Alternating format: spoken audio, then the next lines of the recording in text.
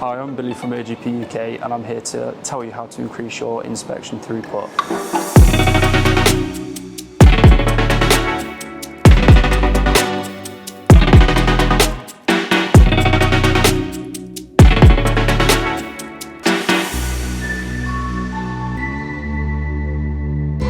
Typically, in a lot of production environments, we see bottlenecks at inspection, and that's due to using manual methods for inspection, which tends to be inaccurate and unreliable and also subjective. It's unique to each operator and how they set up for their measurement.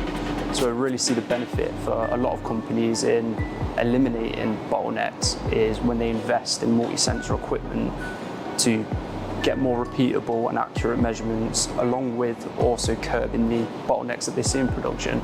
With multi-sensor measurement, we typically see an improvement in reproducibility and accuracy of measurement over more traditional manual measurement methods. That's beneficial both to the customer and their own customers that they produce parts for, as it helps to eliminate any inaccuracies and bottlenecks that they see in the process. If you want to increase your measurement throughput, feel free to get in touch, contact OGP UK, give us any of your challenges and we'll be more than happy to tackle them.